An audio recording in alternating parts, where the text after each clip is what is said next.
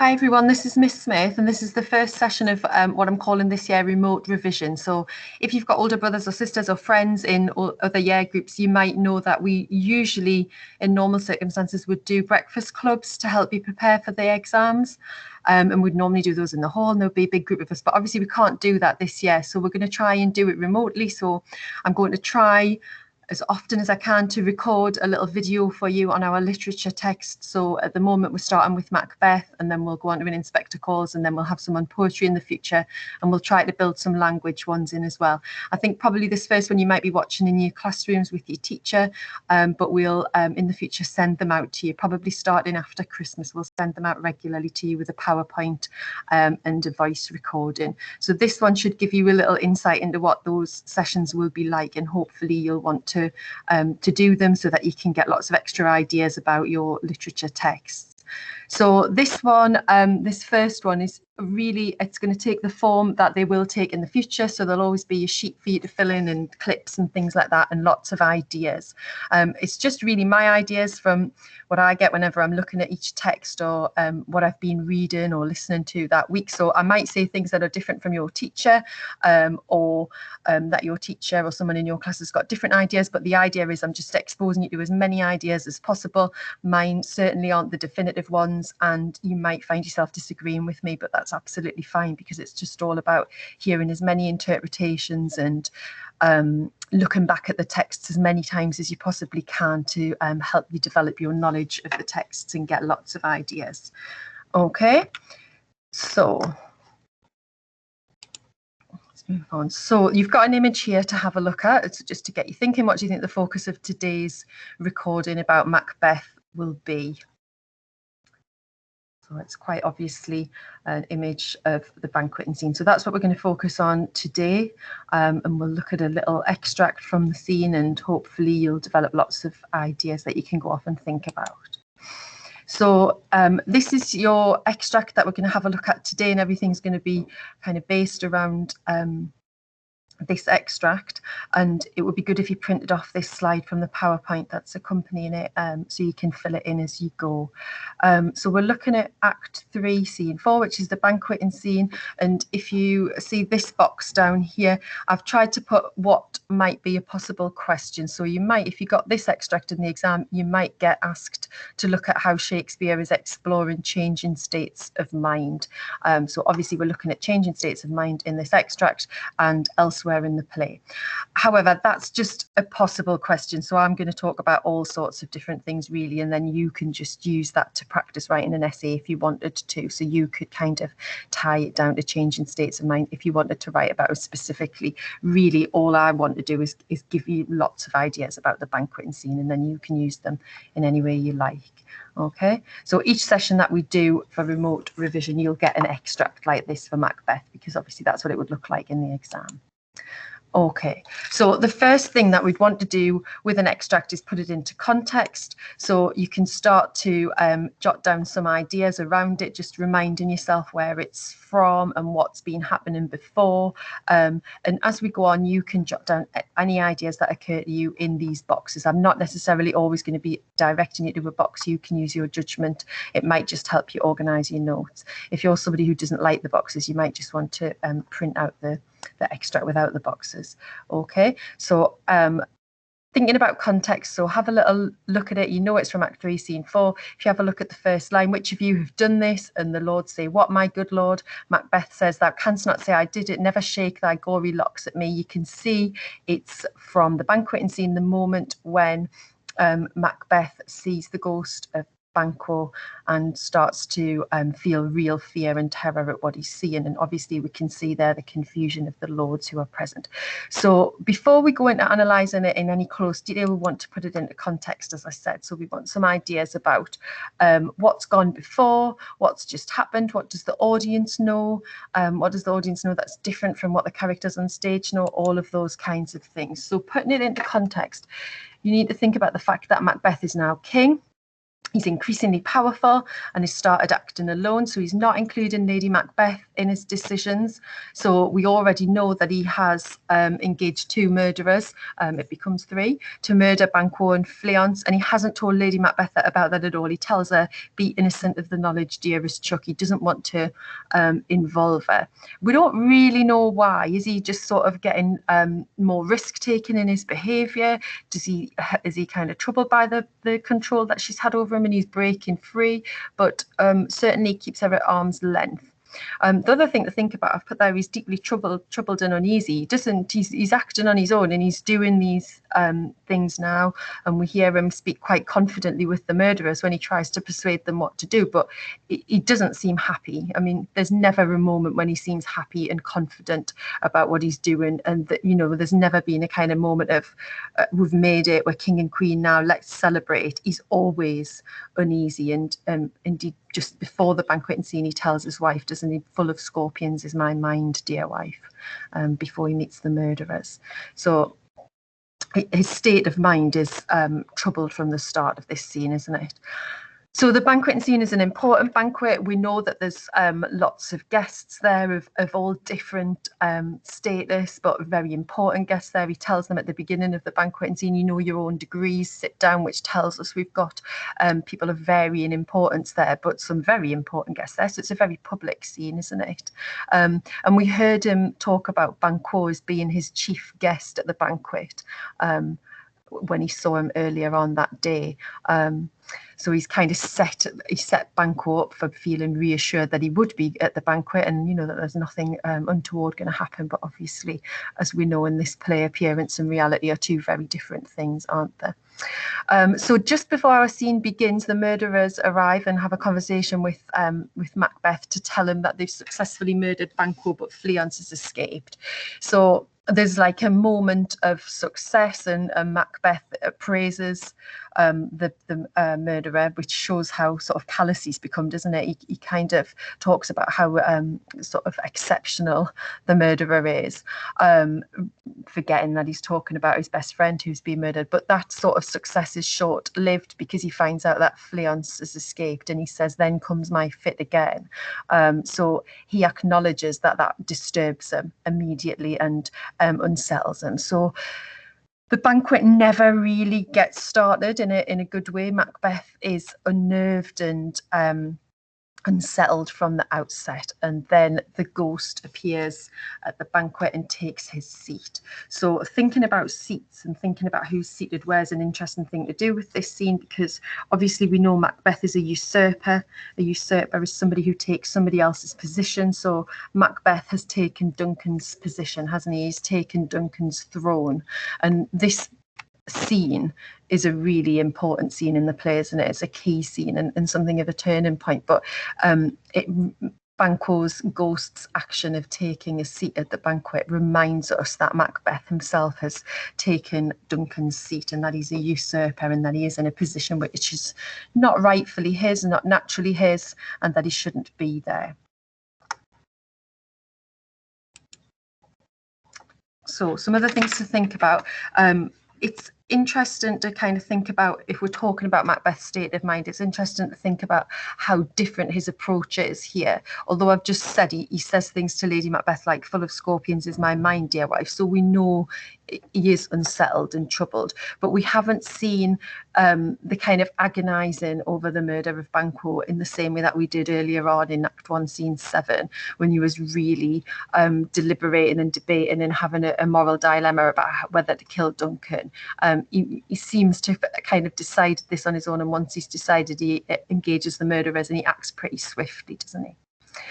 So there's some kind of contradictory things going on in the play at this point. It's a high point for Macbeth. It's probably one of his first banquets in front of such a large crowd, and he wants to kind of come across as confident and poised and in control and powerful. But it also becomes the beginning of the end for him, doesn't it? It becomes a moment where people can quite obviously become suspicious of him and start to distrust him, and he's quite clearly humiliated, isn't he, by the end of the scene.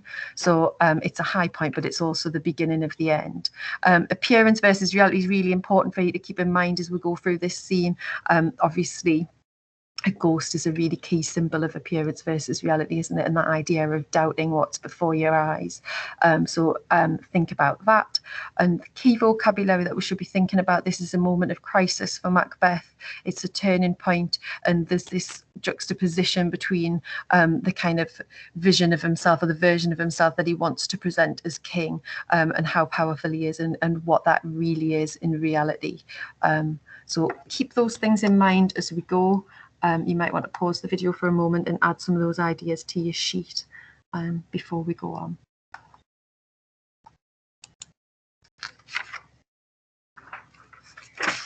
So here's an image of a banqueting hall. So again, just pause the video and just jot down on in your notebook or on your sheet anywhere, what words would you associate with this setting when you see this image of a banqueting hall? What are you thinking of?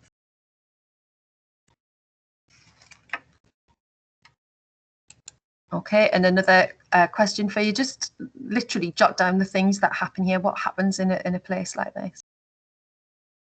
Or what did happen, because it's obviously not the kind of banqueting hall that most of us use ordinarily these days.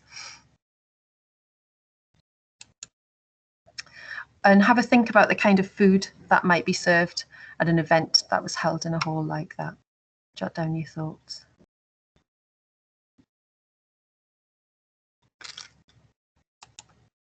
And then before we go on to talk about it any further, if you watch the first 40 seconds of this clip, it's the Michael Fassbender version of Macbeth, and have a think about what the setting looks like, and again, what you expect of it. How does that setting look? What kinds of things would you be expecting of that place? And what kind of impression does it leave on you? So watch the first 40 seconds and then jot down your thoughts, and then come back to this presentation.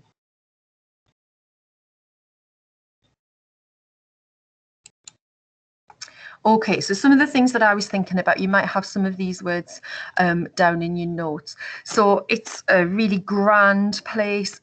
We've got words like majestic, it's lavish, it's luxurious.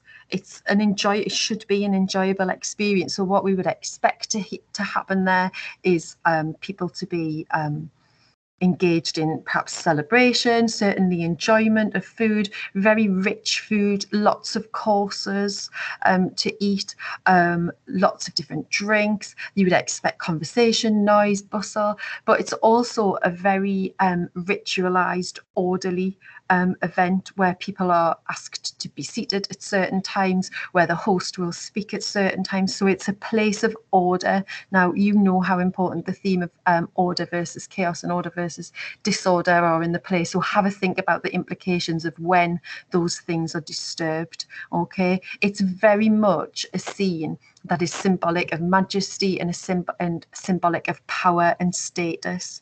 Okay. However, the idea that it's very ritualized and orderly and concerned with status and power brings to mind this idea that it's very much about a performance, isn't it? And this is a kind of early, well, perhaps not early, but it's a key moment where Shakespeare is playing around with this idea of Macbeth performing. And I just talked about how he usurped Duncan and he's not really the rightful king. And so the fact that he is king reminds us that he's engaged in a performance anyway. But this scene, it does look like, if you walked into this banqueting hall in the image, it looks like it could be a scene from a play anyway, doesn't it? And that the people who might be seated there look like they're performing a role. So again, it reminds us of the ideas of appearance versus reality, and that Macbeth is performing a role that's not really meant to be his. Okay, and obviously, if we're thinking about Macbeth's state of mind, then to be constantly performing it, for an audience in that way is not necessarily healthy for your state of mind, and feeling like you're kind of constantly going to be judged. And if you do a misstep, then how's that going to be received? Okay. The other things to think about is that it's very indulgent. I've got the word luxurious on there, meaning because it's got rich food and lots of expensive cutlery and things like that. But actually, luxurious, early interpretations of the word, early definitions of the word luxurious are actually to do with sin, and that it is sinful because it is so self-indulgent.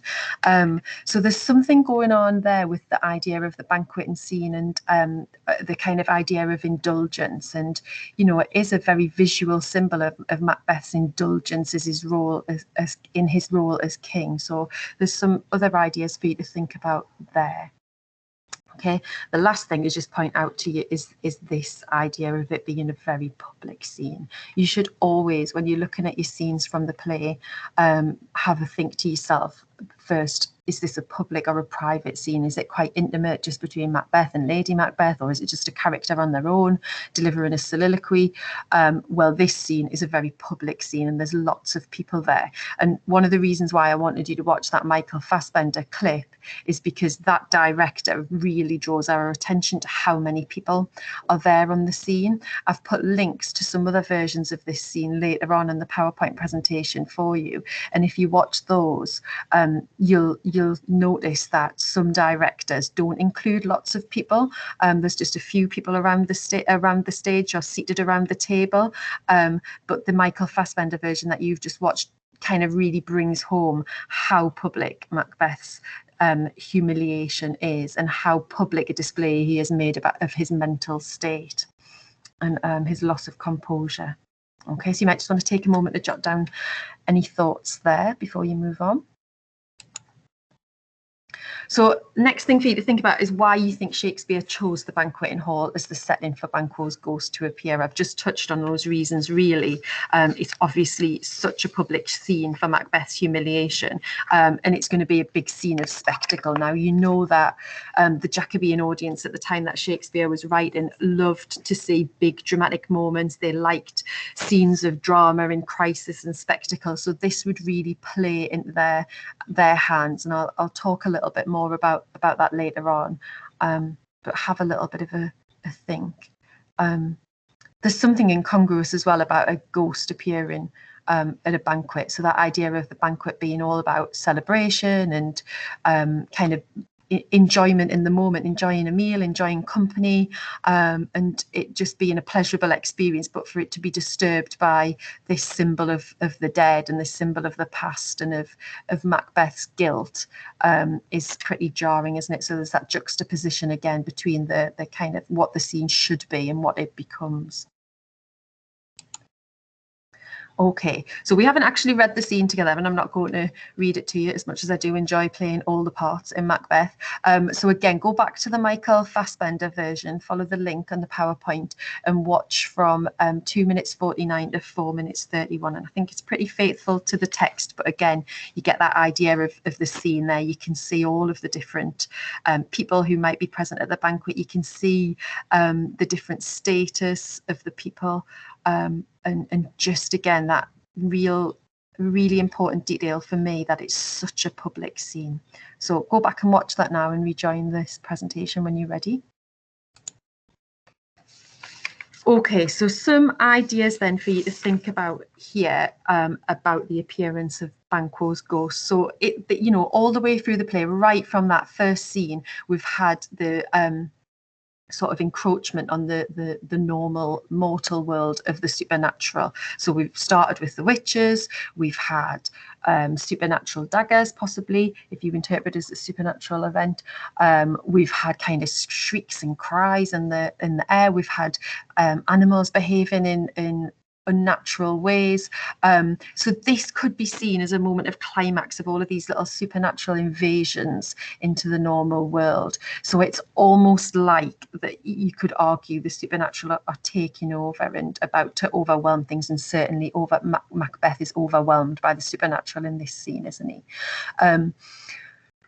It has been said that the suggestion that the stage directions that Shakespeare uses about the ghost and accounts that were written in early performances of the play suggest that Shakespeare did indeed want the ghost to be physically present on stage, but some versions since then, the ghost isn't there. So we see Macbeth kind of interacting with it, but it's not there to see. But it's been suggested that Shakespeare really did want it to be seen. It never speaks, which again makes the scene more disturbing. And what's important really is that we can never really get into Macbeth's head, can we? So we can never really see what Macbeth's seeing. So we can't really, as an audience, we can't judge it as whether or not it is a product of Macbeth's imagination, or is it a manifestation of the supernatural? And that's the same kind of thing as what happened earlier on with the dagger, isn't it? So this all serves to kind of help with the presentation of Macbeth's sort of disintegrating mind, and it leaves that feeling of ambiguity, leaves the audience uncertain, which perhaps makes it more interesting for us, doesn't it? It's something to think about a little bit more. Is it madness, or is the supernatural world really kind of taking over here and overwhelming? And is that a sign that Scotland is doomed, that it's doomed to kind of evil and wickedness because of the preponderance of the supernatural in the scene? Okay, so some more things to think about in terms of the idea of the banquet and the violence and the spectacle that Jacobeans enjoyed, which I was mentioned to you before. So this is quite a common thing to do, particularly in Jacobean tragedy. So it had happened before Macbeth, and it kind of becomes increasingly common as the Jacobean era goes on. So loads of playwrights were setting kind of key moments at banquets. One of my favourite plays, which is called "'Tis Pity She's a Whore," ends with a banqueting scene where a brother parades through the middle of the banquet with the heart of his sister on a dagger. And again makes a really big scene of drama, and you know there's many other scenes where characters are poisoned, and we get huge scenes of death and murder at the banquet. And as I said before, it's a lot to do with that idea that Elizabethans loved the drama, they loved sensation, and we've talked a lot in lessons about the kind of gory things that they used to do for public entertainment, such as executions and bear baiting and things like that. But also it ties in with some of those ideas that we talked about before, the idea of celebrating something or showing off wealth and status. So it's a useful way to create drama by causing chaos and confusion, because as we said before, these banquets were seen to be very orderly, sophisticated events, and when the order's disturbed, that's clearly a symbol of drama or a kind of fall or further chaos to follow. Another idea to think about is what I was talking about before, that idea of banquets being seen as luxurious, but also that idea of luxury as being a sin because it's to do with excess and to do with greed. So I wonder if there's a sense that this setting is mirroring Macbeth's character and making him seem as this, you know, this symbol of excess and somebody who has self-indulged by following his own desires. And perhaps this is Shakespeare saying to us, you know, look at what this man has done, look at how he's kind of a glutton, really. He's gorging himself on what he wants and he's not bothered about the consequences. So he's kind of become full up of his own self-importance and just takes whatever he wants from life. So perhaps Shakespeare is inviting us to condemn him for that. And the other thing to think about is I know in lessons recently we've talked a lot about sleep and blood and things like that, and the idea of guilt and characters not being at rest, Macbeth not being able to rest anymore, Lady Macbeth not being able to rest anymore, and their sleep being very disturbed. Well, this idea of creating a disturbance during a scene where characters are meant to be eating kind of also ties in with that, doesn't it? Because if you think about it, how disturbing and how unhealthy it is if characters cannot sleep at ease and cannot eat at ease. And Macbeth actually talks about that later on. And other characters talk about how in Scotland you don't have those things. You can't sleep safely in your bed anymore, and you can't eat your meals safely. Well, if that's the way that things are in Scotland, and if that's the way that things are in Macbeth's castle, then nobody is going to be content and nobody is going to be at peace. And that is the world that Macbeth has created for himself and for his subjects by murdering King Duncan. So for me, the banqueting scene kind of fits really nicely with that message that Shakespeare is trying to convey. Okay, again, you might just want to pause and jot down some thoughts there. Okay, so we're going to have a look at some images of different versions, and I'm not really going to say too much about them, but you can just have a little look at each image and make some notes about what you think, what springs to your mind when you look at them. So they might give you some ideas about mood and atmosphere, might give you some ideas about characterization. So again, you can jot your ideas down in the appropriate box or in your notebook, wherever you're making notes. Okay. So here's our first one. So you recognise this one from the version that we watched in lessons back in February, March time. So there's Macbeth, and again a reminder of his status there, wearing his crown, and again that he's sort of kind of in the thick of the event at first. You know, it's he's kind of in his role and expectant to have a quite an easy evening, particularly when the murderer at first tells him that Banquo's being murdered, and then how quickly everything disintegrates. But you can also see the food there, and you can see people indulging and engaging in the usual activity. But what strikes me about that image is the kind of confidence of Macbeth, and you know, the robes and the crown and the medallions, all those symbols of power. This one's very different. Interesting image to look at. Colours are interesting here, and look at the way the characters are looking up at, well, whether or not that's Macbeth or Banquo. I think that is Macbeth, kind of holding court and imposing his presence on the scene. Lady Macbeth laughing along behind him, clearly just before the ghost arrives, or he hasn't noticed the ghost yet. Because it does take him a while to notice the ghost, doesn't it? He doesn't notice the ghost immediately. Something ghostly about the characters in white. Is this Banquo's ghost here? He doesn't fit, does he? Okay, so jot down your thoughts. About this one, this is from an operatic version of Macbeth. I don't know about you, but the unity between Macbeth and Lady Macbeth strikes me there, clutching each other's hands, positioned together. But the ghostly figure in the background, played by a female actress. Some symbols of disorder on the table in the background. Macbeth's sword in his hand, ready. Jot down your thoughts.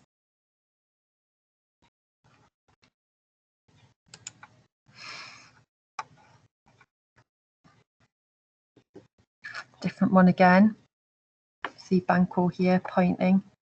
I think Macbeth's just out of the image here, actually.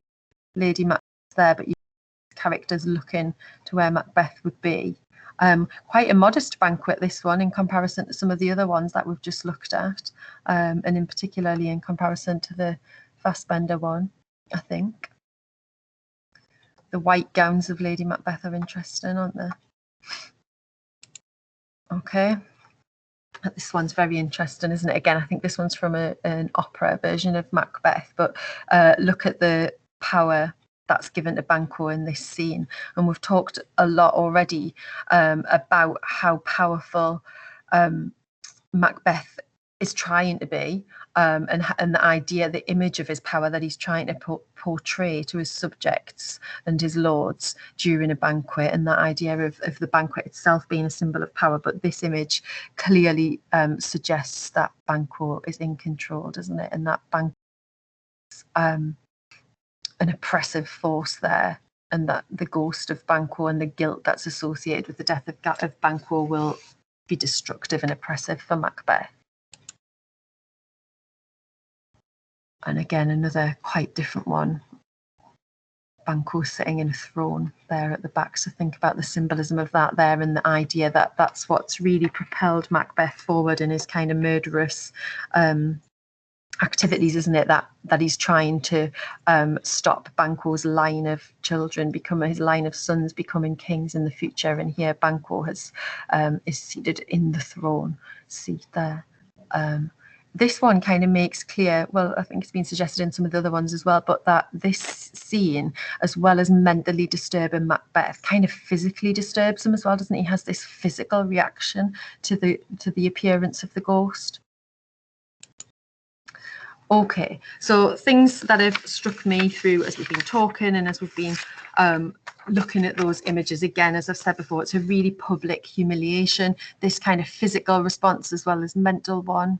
The different representations of Banquo, and again we talked earlier, didn't we, about the idea that Shakespeare might have actually wanted an actor to present Banquo, whereas some we just have the empty stool, and we're kind of positioned in the sort of confused state that Lady Macbeth is in and that the guests are in, because I don't think I've explicitly said this, but remember, it is only Macbeth who can see him. Nobody else indicates that they can see this ghost at all. But also it depends very much on how it's performed, whether or not we think that Macbeth is really at any risk from that ghost in that scene, or if it's a kind of a mental risk, and the idea of the threat of perpetually feeling guilty and not being able to rid himself from the crime. About is that relationship between Lady Macbeth and Macbeth. There was one in particular image that we talked about there that showed them as being pretty unified, but this scene is quite interesting in that they are sort of both simultaneously separate and unified at the same time. So they're separate because she doesn't really know what he can see, and he hasn't let her in on his plans, and so she's not fully up to date with what's going on, and she doesn't really know what he can see, but they're unified because she has to cover for him, doesn't she? And she does it expertly. And again, I said earlier that this scene kind of reminds us that banquets are like a performance. Well, we do see Lady Macbeth sort of giving a really good performance, and one of the clips that I've put a link to for you later on in the PowerPoint takes you to quite a recent RSC version of the play, and you can really see in that one the idea that Lady Macbeth is kind of thinking on the spot, and she's really acting, and she kind of delivers her lines in a really sort of over the top, exaggerated kind of way, because she's sort of trying to laugh everything off, but at the same time deal with the situation that's unfolding. So she's kind of in the thick of it with Macbeth, but at the same time the audience realizes that he's really kept her out of everything and kind of started to marginalize her. So it's interesting to think about in those ways.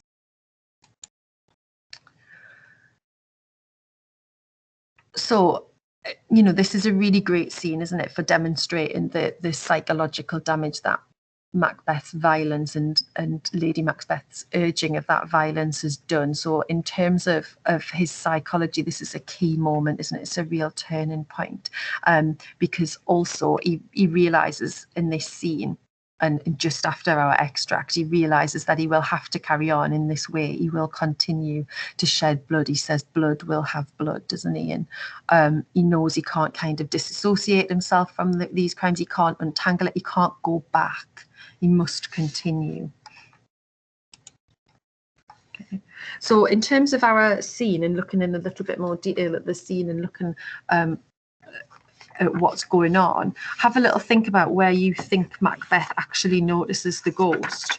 Okay, he says, which of you has done this, which he clearly knows about it there, but you know, that's not the first time he notices it, is it? So have a little look back through the scene, have a look beyond our extract, and have a think about why, at what point he realizes it's there. And he kind of he carries on with his conversation for a little bit, doesn't he? Macbeth's talking to Lady Macbeth, and he doesn't notice that there's a ghost there, and he thinks it's just another person at the table. So there's all of these things going on a kind of smaller level about appearances versus reality in this scene. And then our extract, near the beginning of our extract for today, begins, "Thou canst not say I did it," which, strictly speaking, is true, isn't it? He didn't do it. The people who he hired did it. So again, there's kind of all these layers of truth in the play, and it's quite interesting. We've been looking at Act 5, haven't we, recently? And in Act 5, Macbeth talks about the witches as being juggling fiends, and he criticises how they've kind of spoken in riddles and juggled with the truth. But Macbeth is also doing that all the way through the play, isn't he? It's a world of deception all the way through. And then we've got, you know, I talked before about the idea of spectacle. We've got quite horrific imagery in this scene, haven't we? Because of what Macbeth says when he sees the ghost, "Never shake thy gory locks at me." And the murderers just told Macbeth that Banquo was killed by 20 trenchant gashes on his head. So if the ghost appears, as it sounds like he does, as he looks in death, then he's quite a horrific sight, isn't he? Okay, so starting to think a little bit more deeply about language and structure. The thing to notice straight away is full of ambiguous language. Macbeth says, "Which of you have done this?" And thou canst not say, "I did it." So the this and it, very ambiguous. And that kind of creates this situation where Lady Macbeth doesn't know what he's talking about. The guests don't know what he's talking about, which is really unnerving for them, which then conveys itself to the audience, and it kind of makes the audience unnerved and unsettled as well. But Shakespeare is creating gaps, isn't he, which uses to exploit again the theme of appearance versus reality, and again to show this disturbed state of mind that Macbeth's got now. You can see here as well that all of the themes that Shakespeare's been building up in the first half of the play, appearance versus reality, the supernatural and horror, ideas about masculinity, and death and all of those kinds of things, all kind of come into this scene through the language, don't they? So we'll have a little think about that in more detail. Let's have a look at the language. So immediately, just these words down the middle here, you've got this kind of quite dark, sinister language to do with death, murder. Murder or murders is used 3 times in a very short space of time in our extract. The bit that begins, blood hath been shed here now, and ends with, and such a murder is. He uses the word 3 times there. So Macbeth is fully aware of what he's become and kind of can't separate himself from that. So that's all sort of fairly straightforward, but you'd notice those kind of dark, sinister semantic fields that you could talk about in terms of language immediately. Some other interesting things to think about. The other things that Lady Macbeth says to Macbeth when she's trying to kind of get him to pull himself together, really, she says, "Are you a man?" And she talks about, the idea of him saying he can see something and her not being able to see it. She says, "Oh, these flaws, impostors to true fear, would well become a woman's story at a winter's fire, authorised by her grandam." So, you're talking nonsense. It sounds just like a sort of old, spooky old tale that someone would tell. So again, we're getting this kind of this language of what it is to be a man, as opposed to the kind of more feminine sentiment that we've had all the way through the play, and that continues beyond this scene. But just to remind you of some of those references from earlier on in the play, "When you durst do it, then you were a man," she said to him earlier on. And just this one's quite interesting. This quotation in the middle there is from Macduff just after the discovery of Duncan's body. And Lady Macbeth asks what's gone on, and he says, "'Tis not for you to hear what I can speak. The repetition in a woman's ear would murder as it fell." So that idea of women as being less able to cope with blood and guts and gore than anybody else, and the horrible irony there that it is Lady Macbeth that instigated it, kind of connects back to that idea of the woman's story and the role that women play in this world. And again, Macduff later on, when he hears about the murder of his wife and children, says, "I could play the woman with mine eyes," meaning to cry. And then we see this from Lady Macbeth, don't you? "Are you a man? When you durst do it, then you were a man." And then we hear Macbeth do the same thing to the murderers when he tries to persuade them to kill Banquo. Not that they need much persuading, but in the catalogue you go for men. So we've got all of that kind of masculine language that's still being used in this scene, because obviously the appearance of the ghost of Banquo is kind of unmanning Macbeth, isn't it? It is publicly humiliating him and making his state of mind and his weakness fully open to everybody who can see him. Okay. The other interesting elements of language that I thought you might want to look at.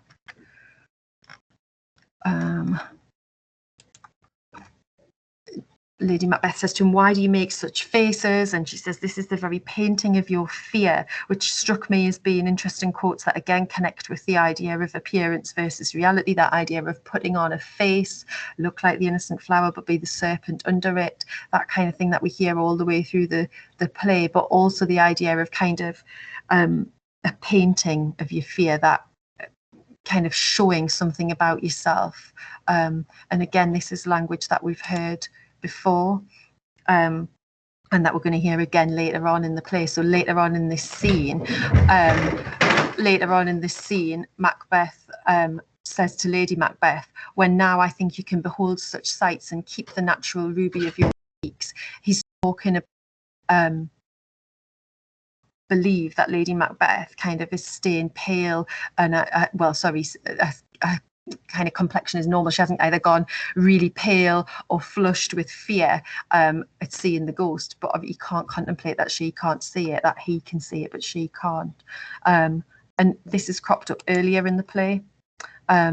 She said, Lady Macbeth said to him after the murder of Duncan, the sleeping and the dead are but as pictures. 'Tis the eye of childhood that fears a painted devil. She said that to Macbeth when he said he wouldn't go back into the bedroom and take the daggers back. And she used it as an idea of calling him weak again, didn't she? And a coward. So we get these sorts of same ideas of kind of covering over your true feelings in the banqueting scene. So something for you to think about, and again, it kind of helps you revise things that have happened earlier on in the play. And the other one coming up in Act 5, you might remember if you've read this lately, when one of the messengers comes to tell Macbeth about the English forces that are massing outside of the castle. Macbeth doesn't like the colour of his face because he's gone pale with fear, and he says, go prick thy face and over-red thy fear. So again, that idea of you know, you've got to cover how you really feel, and Shakespeare again insisting on that, the importance of the theme of appearance versus reality there.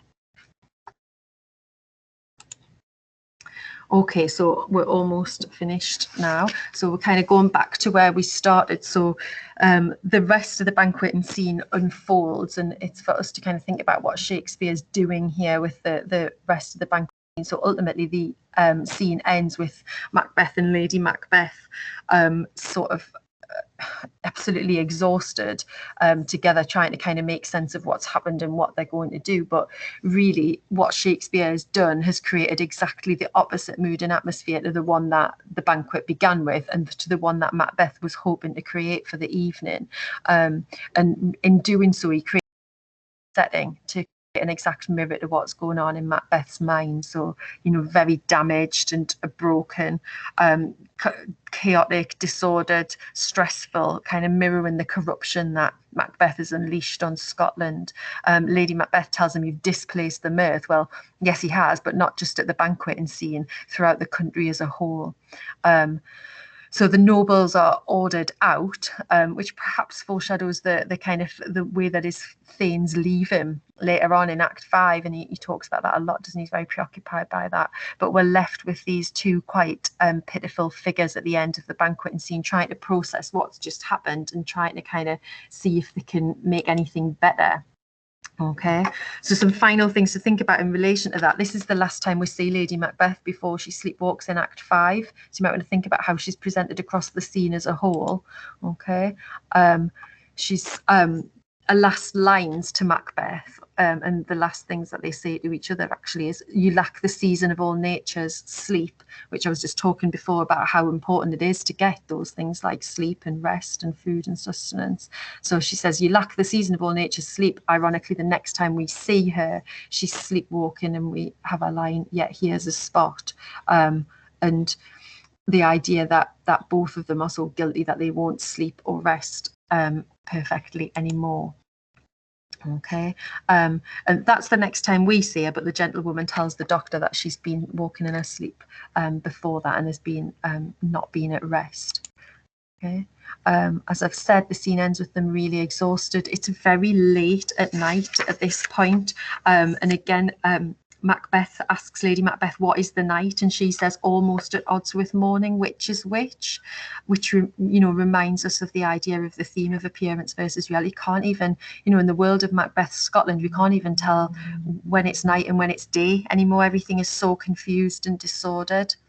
The scene ends in a way that reminds us that Macbeth is increasingly suspicious of any kind of support that he has amongst his lords. He kind of realizes that they're starting to mistrust him, and he's getting suspicious of them. They're probably equally now very suspicious of him.